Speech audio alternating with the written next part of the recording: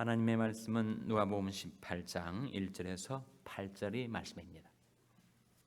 항상 기도하고 낭망치 말아야 될 것을 저에게 비유로 하여 가라사대 어떤 도시에 하나님을 두려워 아니하고 사람을 무시하는 한 재판관이 있는데 그 도시에 한 과부가 있어 자주 그에게 가서 내 원수에 대한 나의 원한을 풀어주소서 하되 그가 얼마 동안 듣지 아니하다가 후에 속으로 생각하되 내가 하나님을 두려워 아니하고 사람을 무시하나 이 과부가 나를 번거롭게 하니 내가 그 원한을 풀어주리라.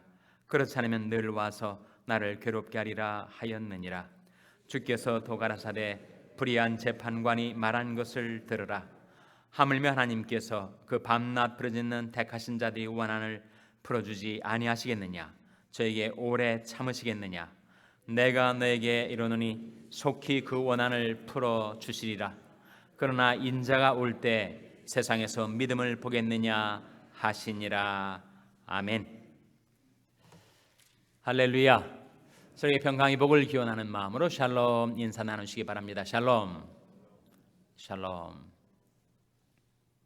오늘도 사순절 특별 새벽 기도에 잘 나오셨습니다. 오늘이 29번째 29일째 새벽 기도입니다.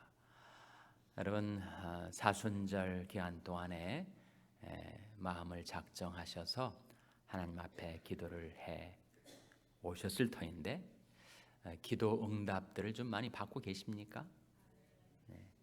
기도 응답을 받고 계신 분들이 또 계실 거고 또 아직 기도 응답을 받지 못하신 분들도 계실 거예요. 남은 기간 동안 이제 2주가 남았습니다. 특히 다음 주는 고난 주간, The Holy Week, 거룩한 주간인데 이런 마지막까지 마음에 작정하신 대로 주님의 은혜를 힘입어서 기도를 완주하게 되시기를 바랍니다. 우리가 하나님 앞에 기도를 드리지만 기도의 응답은 하나님의 주권에 달려 있죠. In His time, in His way라고 하지 않습니까? 하나님의 때, 하나님의 방법으로 우리에게 응답이 주어지죠. 나는 내가 예상한 대로, 내가 기대하던 때에 응답받기를 바라지만 하나님의 생각하고 우리 생각하고 다르니까요. 그래서 왜 응답이 이렇게 더디나? 왜 내가 원하는 방식대로 응답이 안 오는 것일까? 그렇게 생각하다가 우리가 기도에 낭망하기가 쉬워요. 그러한 우리의 연약함을 아시고 주님께서 항상 기도하고 뭐 하지 말라고요? 낭망치 말라. 기도하다가 낭망하기가 쉬운데 기도하다가 낭망하지 말라. 아마 우리가 사순절 기간 동안에 여러 가지 기도의 제목들을 놓고 기도를 해 오셨을 거예요. 자신을 위해서나 자녀들을 위해서나 비즈니스를 위해서나 교회를 위해서나 나라를 위해서 여러 가지 많은 기도의 제목들을 주님께 아뢰어 왔을 터인데 이미 응답을 받은 제목들도 있을 것입니다. 그러나 사순절이 다 되도록 응답이 아직 주어지지 않는 기도의 제목들도 혹 있을지 몰라요. 그러나 여러분이 마음을 정하셔서 사순절 기간 동안에 드렸던 기도의 제목들은 하나님의 은혜의 보좌에 받아들여진 것인 줄로 믿으시기 바랍니다. 그 응답은 언제 오는가, 어떻게 주어지는가, 그것은 내 소관이 아니라는 거죠. 우리 인간은 항상 때에 대한 관심이 많죠. 언제 주의 나라가 임하실 때가 언제 오니까, 언제에 대한 관심이 많은데 예수님이 우리의 그 질문에 대한 답변은 무엇이었습니까? 때와 기한은 하나님께 속한 거다. 응답이 언제 올지는 알 수 없으나 우리는 소망을 품고 계속 기도하는 거죠. 주님께 드렸던 기도는 헛되이 땅에 떨어지지 않습니다. 하나님께서 다 받으시고 들으셨다가 하나님이 때 하나님의 방법으로 우리에게 응답해 주시죠. 그래서 오늘 본 말씀에는 예수님께서 연약한 우리들의 그 기도 생활을 보시고 한 비유를 들어서 항상 기도하고 낭망치 말아야 할 것을 가르쳐 주셨습니다. 1절 2절 말씀 한번 같이 읽겠습니다. 1절 2절 말씀 같이 읽겠습니다. 시작. 항상 기도하고 낭망치 말아야 될 것을 저에게 비유로 하여 가라사대 어떤 도시에 하나님을 두려워 아니하고 사람을 무시하는 한 재판관이 있는데, 예수님이 비유죠. 한 도시에 한 재판관이 있었다. 이 재판관의 특성이 뭐냐 하면 하나님을 두려워하지 않는 거예요. 그러니까 하나님을 두려워하지 않으니까 사람을 어떻게 합니까? 사람을 무시하는 거죠. 우리가 하나님을 두려워하면 우리는 사람을 무시하지 않게 되죠. 아무리 세상적으로는 차이가 나는 것 같아도 하나님 앞에서 다 똑같은 인생이니까, 똑같이 하나님이 생명 주셔서 살다가 하나님의 생명을 거두어 가시면 똑같이 본흙으로 돌아갈 수밖에 없는 한낱 피조물인 것을 아니까, 하나님을 두려워하면 내게 주어진 모든 것이 하나님의 은혜와 축복으로 온 것이지 내가 이루어내고 내가 성취한 것인 양 그렇게 사람을 차별하지 않게 된다는 거죠. 근데 이 재판관은 하나님을 두려워하지 않으니까 자꾸 세상적인 기준에 의해서 사람들을 무시하고 멸시하고 능욕하고 짓밟고 그런 아주 못돼먹은 재판관이 있었단 말이죠. 근데 그 재판관한테 한 가부가 와가지고 계속해서 졸라대는 거예요. 그 부탁의 내용인즉 내 원수에 대한 나의 원한을 풀어주소서.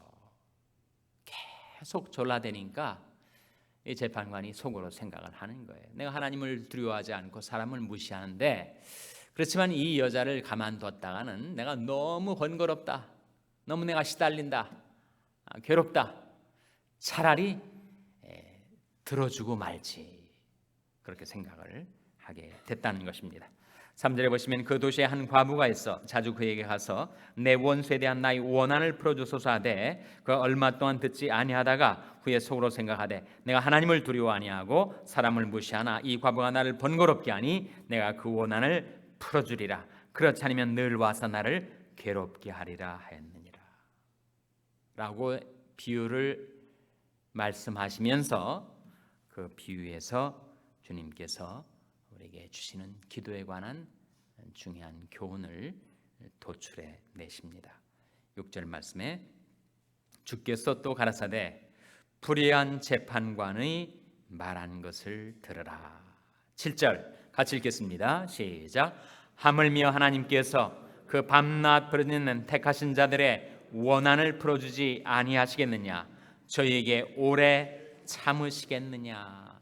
불의한 재판관도 그렇게 간절한 부탁을 오히려 번거로워서 들어줄 정도라면 우리 선하신 하나님, 좋으신 하늘 아버지께서 자녀들이 하나님 앞에 나와서 밤낮 부르짖는 그 기도의 제목들을 왜 들어주지 않으시겠느냐? 한번 생각해 보라. 하물며 점층법이죠. 악하고 불의한 재판관도 부탁을 들어주는데 우리를 늘 인격적으로 대해주시고 사랑해주시고 우리 기도에 귀를 기울여주시는 그 하나님께 나와서 자녀된 우리가 하나님 앞에 기도하는 그 기도를 하나님이 왜 안 들어주시겠느냐? 한번 생각을 해보라. 여기 한 가지 질문은 왜 원한이라고 했을까? 소원이라고 안 하고 왜 원한이라고 했을까? 우리가 소원을 가지고 하나님 앞에 나와서 이런저런 소원을 드리죠. 근데 어떤 때는 정말 원한에 가까운 소원을 갖게 될 때도 있습니다. 너무 그 소원이 사무쳐 가지고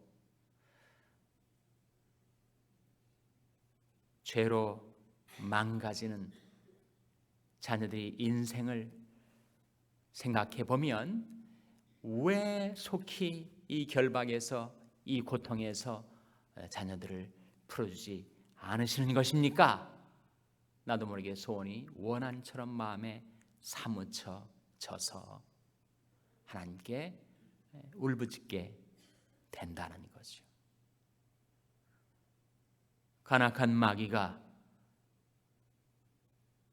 우리 가족, 우리 친지, 우리 이웃, 내가 사랑하는 사람들을 꿰어가지고 그 관계로 미혹을 하고 유혹을 하고 시험에 들게 하고 넘어지게 하고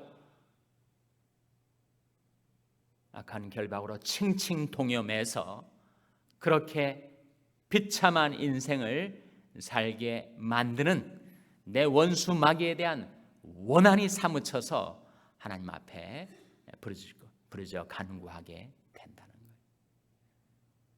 거예요. 성경에 시편에 특별히 그런 기도들이 많이 나오는데 너무 마음이 아프니까 그것이 터져 나오는 간구가 되는 것입니다. 그래서 내가 소리내어 여호와께 부르짖으며 소리내어 여호와께 간구하는도다. 내가 내 원통함을 그 앞에 토하며 내 우환을 그 앞에 진술하는도다. 그러니까 마음속에 있는 원한과 우환이 다 기도 가운데 쏟아져 나오는 거죠. 그래서 그것이 묵도로 깊은 마음속에 하나님 앞에 마음을 쏟아내는 기도이든지 그것이 터져 나와가지고 주체할 수 없을 정도로 부르짖는 소리내야 하는 기도든지 기도의 방식은 다양할 수 있습니다. 하나님은 우리 마음의 중심을 헤아리시고 우리 하나님 앞에 간구하는 그 기도를 하나님이 듣고 계시다 하는 거죠. 시편 142편 1절 2절 한번 찾아보시기 바랍니다. 시편 142편 1절 2절 말씀을 한번 찾아서 같이 읽겠습니다. 구약성경 905면입니다. 구약성경 905면 시편 142편 1절 2절 말씀. 시편 142편 1절 2절 말씀 같이 읽겠습니다. 시작. 내가 소리내어 여호와께 부르짖으며 소리내어 여호와께 간구하는도다. 내가 내 원통함을 그 앞에 더하며 내 우환을 그 앞에 진술하는도다. 다윗이 어디에 있을 때예요? 다윗이 사울이 칼날을 피해서 쫓겨다니면서 도망자의 신세로 전락해서 그가 어디에 있을 때라고요? 굴에 있는 거예요. 굴에. 얼마나 인생이 비참하게 된 겁니까? 정말 혁혁한 전과를 세운 다윗 장군이 이렇게 도망자의 신세가 돼서 굴에 갇혀 있어가지고 그가 사방이 둘러싸였는데 오직 뚫린 것은 하늘을 향하여 소리내어 부르짖게 된 거란 말이죠. 그러면서 다윗은 이 기도 가운데 하나님만이 나의 피난처고 하나님만이 생존 세계에서 나의 분기시구나 그것을 깨닫습니다. 5절 말씀 같은 시편 142편 5절 말씀 같이 읽겠습니다. 시작. 여호와여 내가 주께 부르짖어 말하기를 주는 나의 피난처시요 생존 세계에서 나의 분깃이시라 하였나이다. 다윗의 기도의 내용입니다. 주는 나의 피난처십니다. 주님께로 피할 것밖에 없습니다. 그리고 주님만이 생존 세계에서 내가 살아있는 날 동안 나의 분길이십니다. 나의 기업이십니다. 그렇게 기도하는 가운데 낙심한 상태에 있었던 다윗의 마음이 점차로 희망으로 바뀝니다. 그래서 8절에 이런 응답을 기대하게 되죠. 7절 말씀이죠. 7절 말씀 같이 읽겠습니다. 7절 말씀 시작. 내 영혼을 옥에서 이끌어내사 주의 이름을 감사케 하소서. 주께서 나를 후대하시리니 의인이 나를 두르리이다. 내 영혼을 옥에서 이끌어내사 주의 이름을 감사케 하소서. 주께서 나를 후대하시리니 의인이 나를 두르리이다. 정말 험악한 사람들 사이에서 찢기고 밟히고 공격당하고 비참하게 살다가 그가 바라는 것은 하나님, 제 영혼은 옥에서 끌어내 주시고 그리고 저희 이 부르짖는 간구가 오히려 감사의 기도로 바뀌게 해주시고 제 주위에는 의인들이 저를 둘러서 의인들과 교제하며 살 수 있게 주시옵소서. 다윗의 기도의 톤이 바뀌지 않습니까? 처음에는 막 울부짖다가 점차로 응답에 대한 비전을 바라보면서 소망의 톤으로 바뀌어져 가는 거죠. 여러분, 기도는 정말 우리에게 하나님께서 마련해 두신 가장 풍부한 자원입니다. 기도하는데 우리는 모든 것들을 얻어낼 수가 있습니다. 염려와 불안에 시달리던 우리 마음이 평안과 안식을 얻는 것도 기도를 통해서, 죄의 유혹과 시험에 괴롭힘을 당하던 나의 마음이 정결함을 얻는 것도 기도를 통해서, 자백기도 하니까 내가 간구하는 소원의 응답도 기도를 통해서, 갈 길 몰라 방황하는 내게 갈 길을 가르쳐 보여주시는 주님의 인도도 기도를 통해서. 기도는 우리 연약한 인생이 이 땅에 살아있는 날 동안 의지할 수 있는 최대의 풍부한 자원입니다. 그 기도의 자원을 활용하고 살아가라. 낭망치 말라. 응답이 더디다고 기도에 포기하지 말라. 이 과부처럼 하나님만이 나의 피난처, 하나님만이 생존 세계에서 나의 분길이시니까 주님께서 저를 박대하시면 저는 절망입니다. 하오니 주님, 저를 불쌍히 여기셔서 제 간구에 응답해 주시옵소서 라고 기도하는 그 밤낮 부르짖는 택하신 자들의 원한을 우리 좋으신 하늘 아버지께서 반드시 응답해 주실 줄로 믿습니다. 근데 예수님께서 이 비유를 말씀하시면서 결론을 질문으로 맺으세요. 바로 8절 말씀이죠. 다시 오늘 본문으로 돌아오셔서 누가복음 18장 8절에 이 비유의 결론을 다음과 같이 질문 형태로 맺으십니다. 8절 말씀 한번 같이 읽겠습니다. 시작. 내가 너에게 이르노니 속히 그 원한을 풀어주시리라. 그러나 인자가 올 때 세상에서 믿음을 보겠느냐 하시니라. 왜 기도에 관한 비유를 말씀하시면서 주님이 세상에 다시 올 때는 거의 믿음이 희귀하게 될 것이라고 그렇게 말씀하셨을까? 정말 우리가 사는 이 시대에 언제 주님의 재림이 임할지, 우주적인 종말이 실현될지 우리는 알 수가 없습니다. 그 날과 시는 아무도 모르니까요. 그러나 우리가 살고 있는 이 시대가 급속히 타락해 가고 있는 것은 분명합니다. 아니, 기독교 국가라고 하던 미국이 어떻게 50개 중에서 37개 주가 동성애를 합법화시키며 세상은 그렇게 된다 하더라도 어떻게 하나님이 교회가 동성애를 축복이라고 그렇게 또한 합법화를 시키는 그런 극도의 세속화된 이 시대 속에서 이제는 신앙을 지키려는 사람들이 오히려 핍박을 당하고 고통을 당하는 그런 시대가 되었는가.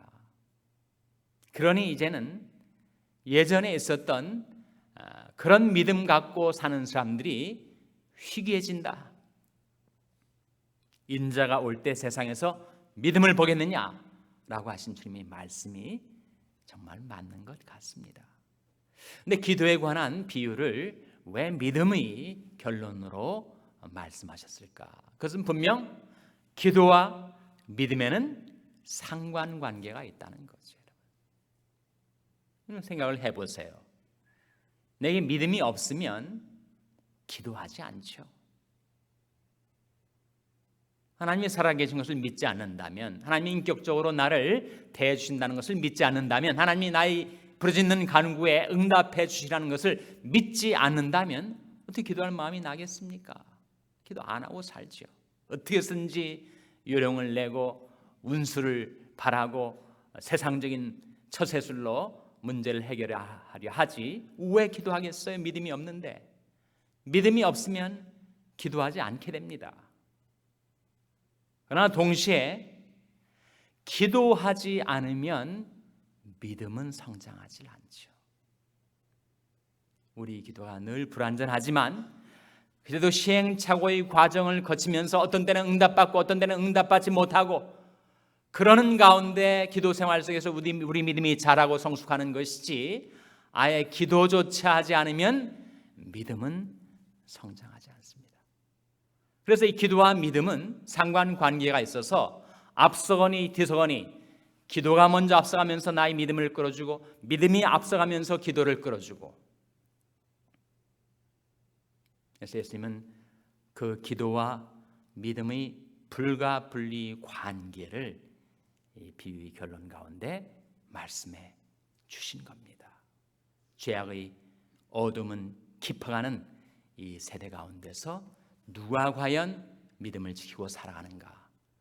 이 세상 풍조는 나날이 갈려도 나는 내 믿음을 지키리니 어떻게 지키는가? 기도하지 않고는 지킬 수가 없다. 기도 가운데 하나님과 인격적인 교류를 하고 기도 가운데 주님과 교제를 하고 기도 가운데 응답의 체험들을